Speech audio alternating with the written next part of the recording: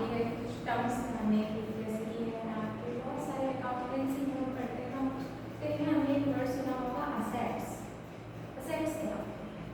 या आपने वर्ड सुना होगा लायबिलिटीज। तो लायबिलिटीज या असेट्स होते क्या है? तो हाँ हम उनको भी समझेंगे, क्योंकि इसके बाद हम पढ़ने वाले टाइप्स ऑफ अकाउंट्स और उनमें ये सारी चीजें आने वाली हैं। असेट्स क्या होता है? वो चीज जिसको आज आपने खरीदने के लिए पैसा दिया है या जिससे आपका पैसा वाली गया, लेकिन फ्यूचर में वो चीज आपको बेनिफिट देने वाली है। यानी कि वो चीज जो आज आपने परचेज की है, पहले जैसे मशीनें हम खरीदते हैं, आज हमने उस पर 5 लाख रुपए 2 लाख रुपए खर्च कर दिए, हैवी अमाउंट आपने उस पर खर्च कर दिया है, लेकिन वो आगे जाके आपको सेल्स इंक्रीज करके देगी, तो जिससे हमें फ्यूचर में प्रॉफिट होता है या आगे चल के जो हमारा प्रॉफिट इंक्रीज करने वाला है या 1 साल के अंदर आपका कैश में कन्वर्ट हो जाए या जो आपको फ्यूचर में प्रॉफिट दे, वही आपका होता है असेट। असेट क्या होता है? जो आपको फ्यूचर में प्रॉफिट दे। फिर आती है लायबिलिटीज। तो लायबिलिटीज क्या होता है? लायबिलिटीज होते हैं जो फ्यूचर में आपको पे करना पड़े, जैसे कि आपका कर्जा। कर्जा क्या होता है? आपने किसी दोस्त से पैसे लिए या आपने किसी से सामान खरीद लिया लेकिन अभी तक उसके पैसे नहीं दिए, तो वो आपकी लायबिलिटी है, आपको उसको फ्यूचर में पे करना पड़ेगा। अच्छा, रेवेन्यू क्या होता है?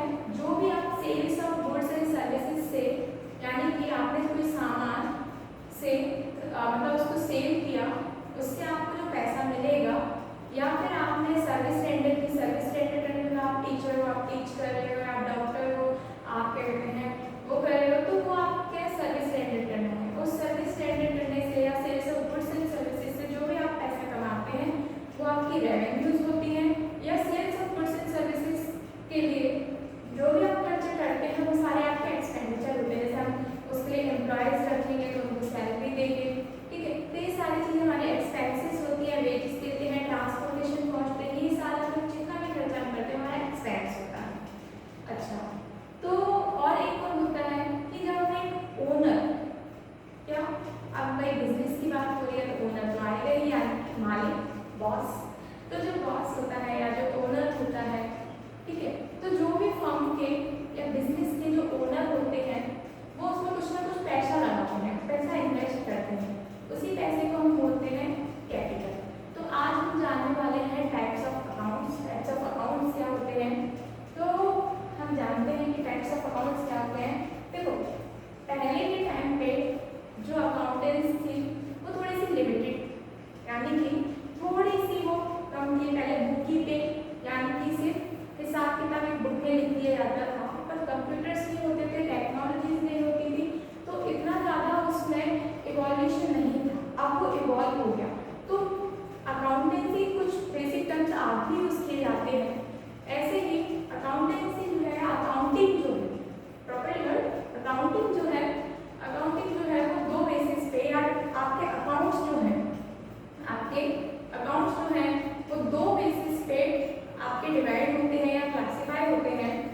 वो टाइप्स ऑफ अकाउंट्स जो हैं या जितने भी आप अकाउंट करते हो वो टाइप्स 2 तरीके के होते हैं। एक, अगर हम पुराने हिसाब से या ट्रेडिशनल अप्रोच हम जिसको बोलते हैं, अगर हम ट्रेडिशनल अप्रोच से देखें तो हम देखेंगे पर्सनल, यानी कि एक इंसानों के खाते हुआ करते थे पर्सनल अकाउंट। रियल अकाउंट में असेट्स आते थे, जितने भी आपके असेट होते हैं, और फिर आता था आपका लास्ट नॉमिनल अकाउंट, जिसमें हम प्रॉफिट एंड लॉस लिखते थे, कितना आपका प्रॉफिट हुआ है या कितना लॉस हुआ है। तो ट्रेडिशनल अप्रोच में 3 टाइप्स ऑफ अकाउंट्स होते हैं, पर्सनल, रियल और नॉमिनल।